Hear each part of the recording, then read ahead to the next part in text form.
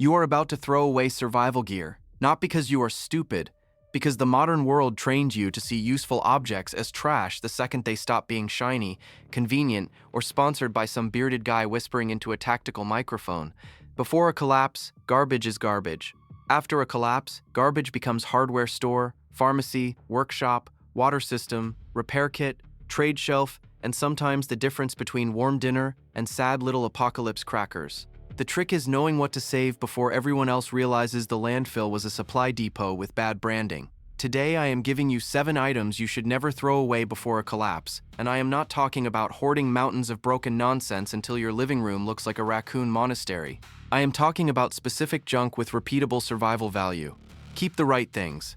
Ditch the useless shrine to consumer guilt. If you want the normal prepper answer, it is buy more gear. Cute, expensive, predictable. If you want the dirty answer, it is learn what stays useful after the supply chain coughs blood into a napkin and the stores start looking like museum exhibits for food that used to exist. Subscribe if you are the kind of person who would rather recognize value early than beg for it later. Drop a comment with the weirdest thing you already save for emergencies. Let us dig through the trash pile like civilized little maniacs, because collapse does not reward neat people, it rewards useful people. The first item you never throw away is a glass jar with a working lid. Jam jars, pickle jars, pasta sauce jars, mason jars if you have them. Any clean glass jar that seals becomes storage, water container, seed bank, grease trap, candle lantern, hardware organizer, fermentation vessel, barter container, and tiny transparent vault. People underestimate containers because they live in a world where containers arrive free with everything. That world is a spoiled brat wearing cardboard. When stores stop restocking, containers become infrastructure. You cannot organize medicine, screws, dry food, seeds, herbs, nails, buttons, salt, or homemade remedies in your bare hands like some wilderness wizard with pockets. Glass has a survival advantage plastic does not. It does not absorb smells the same way. It does not stain as badly. It does not react with oily or acidic contents the same way cheap plastic can. You can see what is inside without opening it, which saves time, reduces spills, and prevents mystery jar roulette. But glass is fragile, because reality enjoys comedy. Store jars in boxes with cardboard dividers, cloth padding, or old socks wrapped around them. Keep lids with the jars. A jar without a lid is still useful, but a jar with a lid is a controlled environment, and controlled environments are how humans bully chaos into behaving. Here is your directive, starting today. Save the jars that actually seal. Wash them, dry them completely, tape the matching lid to the jar if you have to. Then create categories. Food, medical, hardware, fire, garden, trade. A wall of labeled jars is not clutter. It is a low-tech supply chain with better manners. The second item is metal cans, especially larger coffee cans, food tins, and steel containers that are not rusted through. I know, glamorous. Nobody posts a thumbnail flexing a bean can like it is a rare artifact from the bunker gods. But metal containers are heat, protection, cooking, storage, and fabrication waiting in ugly little cylinder form. A metal can can become a rocket stove, a hobo stove, a scoop, a charcoal starter, a grease container, a dry tinderbox, a mouse-proof storage can, a small parts bin, a lantern shield, or a way to boil water when your fancy cook kit is somewhere under a collapsed pile of bad decisions. The magic is not the can. The magic is heat resistance. Plastic melts, cardboard burns, glass can crack under temperature shock. Metal gives you options around fire, and fire is still the original technology tree. Every civilization is basically a campfire that got ambitious and started filing paperwork. Do not be reckless with unknown coatings or painted interiors. Do not burn mystery chemicals because some forum goblin told you it smells fine. Clean the container. Use common sense. Keep food-grade cans for dry storage and heating projects only when you understand what they are made of. Survival is not an excuse to inhale your own science experiment. Save a small stack of metal cans in different sizes. Punch drainage holes in one for a planter. Punch airflow holes in another for a stove. Use one for greasy rags. Use one for nails. Use one for char cloth storage. Suddenly your trash has departments. Congratulations, you invented logistics with bean residue. The third item is old clothing, especially denim, wool, cotton, leather, and thick socks. Not every shirt deserves a second life. Some shirts should apologize and leave quietly, but fabric becomes insulation. Bandage padding, patches, cordage, filters, cleaning rags, fire starters, bag repairs, glove liners, and trade material. Your ancestors did not throw cloth away casually because cloth represented labor. Modern people treat fabric like disposable skin. That habit dies fast when stores close, laundry gets harder, and one ripped jacket becomes a real problem instead of an excuse to click buy now and pretend budgeting is a personality. Denim is armor against abrasion. Wool keeps insulating even when damp better than many fabrics. Cotton makes good rags, char cloth, and bandage padding when clean. Leather becomes patches, washers, hinges, traps, grip wraps, and tool sheaths. Socks become jar padding, filter pre-screens, hand warmers, and emergency mittens for people who mocked your sock bin. Do not keep every mildew-scented biohazard your closet coughs up.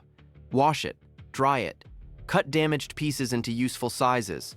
Store clean rags separately from clothing repair fabric. Keep buttons, zippers, buckles, and drawstrings. Those tiny parts become stupidly valuable when one broken zipper turns a sleeping bag into an expensive blanket with commitment issues. Make 3 fabric bundles. 1 for medical clean padding sealed in a bag. 1 for dirty work rags. 1 for repair materials with needles, thread, safety pins, and patches. You just turned a donation pile into a maintenance system, and maintenance is survival wearing boring shoes. The 4th item is plastic bottles and food-grade buckets. This is where people get sloppy, so listen carefully. Not all plastic is equal. Do not store drinking water in random chemical containers because you saw a blurry survival meme made by someone whose main skill is confidence. Save food-grade containers first. Plastic bottles become water carriers. Drip irrigation, funnels, scoops, mini greenhouses, hand washing stations, fishing floats, where legal, seed starters, and dry storage for non-food items. A 2-liter bottle is basically a poor man's engineering kit if you have a knife, cord, tape, and the patience to not turn it into trash confetti. Buckets are even better. A bucket with a lid is transport, storage, sanitation, rain catchment support, laundry basin, tool carrier, mouse-resistant dry goods container, emergency toilet component, and stool for the tired philosopher who now regrets mocking buckets. The humble bucket is civilization's round plastic intern, and it works overtime. But here is the dark little truth. Containers multiply faster than discipline. If you save every bottle and bucket without a system, you are not prepping. You are building a crunchy plastic avalanche that will one day attack your ankles in the garage. Keep sizes that stack. Keep lids. Keep them clean. Throw away cracked, stained, mystery-smelling nonsense. Your assignment is simple. Keep a water container group, a garden container group, a sanitation group, and a utility group. Label them now, not during the emergency when your brain is running on caffeine, weather alerts, and whatever emotion makes people yell at flashlights. The 5th item is wire, cordage, rope, extension cords, and charging cables. Yes, even dead cables sometimes have value if you know how to salvage copper, insulation, ties, and connectors safely. No, this does not mean keeping a drawer that looks like a snake pit designed by a divorced electrician. Control the chaos. Cordage is one of those things nobody has enough of once life gets physical. You need it for tarps, repairs, bundling firewood, hanging food away from pests, securing loads, making clotheslines, lashing poles, organizing tools, and improvising handles. Civilization is held together by fasteners, adhesives, and lies. Cordage covers at least one of those. Extension cords matter because power, when it exists, may come from weird places. Generator outside, appliance inside. Solar station near window, radio on table. Battery bank in one room, medical device in another. A good cord can move electricity without moving the whole system, which is shockingly useful when the house becomes a puzzle with cold floors. Inspect cords now. Cracked insulation, exposed wire, melted ends, and mystery repairs are not character. They are fire hazards wearing nostalgia. Keep the safe ones. Cut unsafe ones into salvage only if you know what you are doing, and store the parts clearly marked. Future tired, you deserves fewer surprises that smell like burning plastic. For smaller cables, sort by type and use. Charging, data, 12 volt, radio, solar. Unknown but possibly useful. Put them in labeled bags. Add adapters, add twist ties, add a cheap continuity tester if you own one. The goal is not to worship wire. The goal is to find the right cable before darkness starts laughing. The 6th item is paper, cardboard, notebooks, manuals, road atlases, old calendars, blank index cards, printer paper. Before you roll your eyes, remember this. After the power goes out, paper becomes memory you can hold, pass, mark, burn, insulate, patch, filter, label, teach from, and leave behind. Digital files are wonderful until they become trapped behind dead batteries, broken screens, forgotten passwords, or one update that arrives with the timing of a tax audit during a house fire. Paper just sits there, dumb, patient, loyal. Honestly, paper has better crisis temperament than half the people in your group chat. Keep manuals for tools, generators, filters, radios, medical devices, solar controllers, vehicles, and appliances that matter. Not every manual. Nobody needs the installation guide for a toaster you threw away during the Obama administration. Save the documents tied to actual equipment you own and might need to repair under pressure. Cardboard is not glamorous, but it is useful. It becomes insulation, knee pads, splints with padding, window covers, fire starter, box dividers, pattern templates, signs, and temporary floor protection. A flattened box can keep your knees off cold concrete while you fix something that absolutely picked the worst possible day to fail. Build a paper crate, manuals and binders, blank paper in a sealed bag, index cards for messages, cardboard flattened and dry, pencils, not just pens, permanent markers, tape, clipboards. This is not office supply hoarding. This is command and control for people who do not want to shout from room to room like confused livestock. The seventh item is fasteners and small hardware, screws, nails, bolts, nuts, washers, hose clamps, zip ties, hinges, brackets, hooks, carabiners rated for utility use, rubber bands, springs, magnets, all the tiny boring pieces that make broken things become less broken. Collapse is not one dramatic explosion. Most of the time, collapse is small failures stacking up like unpaid bills. A gate sags, a handle snaps, a shelf breaks, a tarp tears loose, a hose leaks, a latch disappears into the grass and joins the secret civilization of lost hardware. The person with the right screw becomes popular fast, not celebrity popular, useful popular, the kind of popular where neighbors start saying, "Ask that one, they can fix things." In unstable times, usefulness is social currency, and social currency spends better than looking mysterious in fingerless gloves. Do not dump all fasteners into one cursed coffee can unless you enjoy spending your emergency hours fishing through rusty metal soup. Sort by type. Use jars, tins, tackle boxes, pill bottles, or divided organizers. Label sizes when you can. Even rough categories beat chaos. Wood screws, machine screws, nails, washers, clamps, ties. Hose clamps deserve their own little throne. They fix cracked handles, secure hoses, reinforce poles, hold filters, support splints, patch exhaust temporarily, and clamp things that are morally opposed to staying clamped. Keep several sizes. Keep a screwdriver with them. A hose clamp is a metal belt for problems.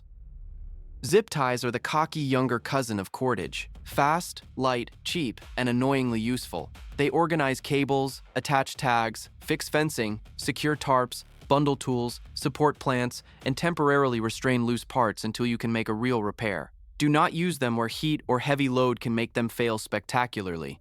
Now let us talk about the rule that keeps this from becoming hoarder theater. Every saved item needs a job, a place, and a limit. If it has no job, it is clutter. If it has no place, it becomes a trap. If it has no limit, it becomes your new roommate, and it will not pay rent. Create a salvage shelf, not a salvage kingdom. One shelf for jars, one bin for metal cans, one tote for clean fabric, one stack for food-grade containers, one rack for cordage and cables, one crate for paper, one organizer for hardware. When the shelf is full, you start choosing like an adult. Painful, I know. This is where discipline saves you from yourself. The survival mindset is not keep everything, because maybe someday. That is fear with storage bins. The survival mindset is know what problems are likely, know what materials solve them, and keep enough to act quickly without drowning in your own backup plans. Run the 5-minute test. Pick up an item and ask, what can this do? Where does it live? How many do I need? What condition is it in? What tool makes it useful? If you cannot answer, it goes into probation. Yes, your trash now has a parole system. Welcome to preparedness. Also think barter, but do not be weird about it. Small useful things trade better than giant dramatic things. A jar of screws, a clean bucket, a length of rope, a working charging cable, spare buttons, a printed map, a clean glass jar with a lid. These are quiet trade goods, not flashy, useful. In a hard disruption, people will not just need food. They will need repair. They will need containers. They will need labels. They will need dry storage. They will need ways to carry, tie, patch, cook, sort, and communicate. Your saved junk becomes the support layer underneath all the obvious preps. But never let salvage replace primary preparedness. Do not save bottles instead of storing safe water. Do not save rags instead of building a real first aid kit. Do not save wire instead of learning electrical safety. Salvage is a force multiplier, not a magic wand. The wand people are usually the first ones to do something expensive and smoky.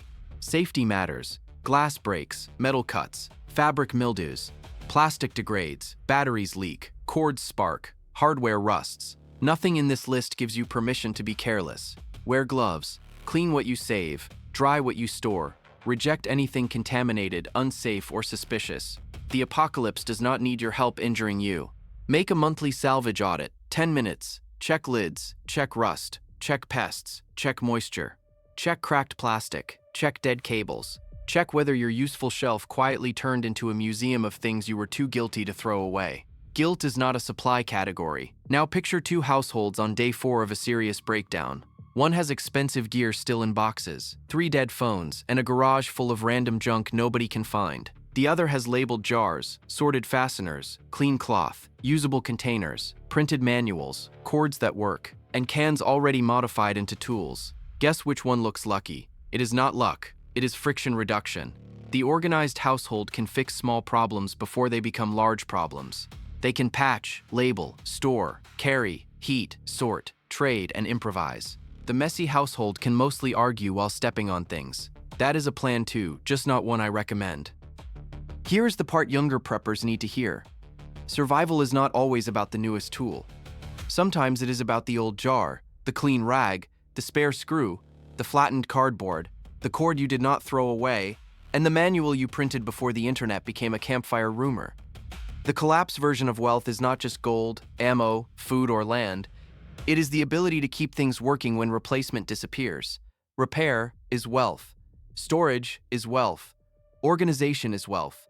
Local usefulness is wealth. A person who can turn leftovers into function is harder to corner than a person with shiny gear and no parts. So start tonight. Do not remodel your house into a junk cathedral. Grab one box and label it salvage intake.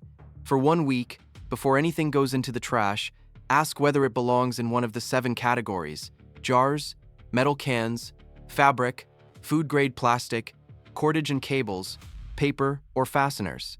At the end of the week, sort it, clean it, keep the best, toss the sketchy, store the useful, label the categories, put limits on quantity. You are not collecting garbage, you are building a small domestic parts department for a future that may not offer free shipping. Then run 1 repair drill. Patch a torn bag using saved fabric. Make a scoop from a bottle. Build a tiny parts kit from old jars. Organize cords. Turn a can into a safe tool holder. Print 1 manual. Fix 1 loose hinge with saved screws. Practice turns junk into capability. Capability beats fantasy every time. Most people will not do this because it feels too small. They want the dramatic prep, the bunker, the armored fantasy, the cinematic speech in the rain. Meanwhile, real breakdowns are full of tiny annoyances that become serious because nobody can find a clamp, a lid, a rag, a cord, or a screw. The person who saved useful things and organized them becomes calm in a way that annoys everyone else. Not because they know everything, because they have options. The jar fits, the cord reaches, the rag is clean, the screw bites, the bucket holds, the manual explains, the system works. That is your choice. Throw away useful material because the world is comfortable today, or store it intelligently because tomorrow may demand a different kind of wealth. You can be tidy and helpless, or organized and dangerous in the quiet domestic way that keeps families fed, warm, repaired, and moving. 7 items: glass jars, metal cans, old clothing, food-grade plastic containers, cordage and cables, paper, fasteners, not treasure, not trash, raw survival utility hiding in plain sight while the algorithm tries to sell you another gadget with a skull logo and a battery you forgot to charge. Subscribe if you are part of the 0.1% who would rather build capability than collect excuses. Comment with the item you are going to stop throwing away first. Then get up, open the trash, rescue the useful stuff, clean it, label it, and give it a job. Class dismissed.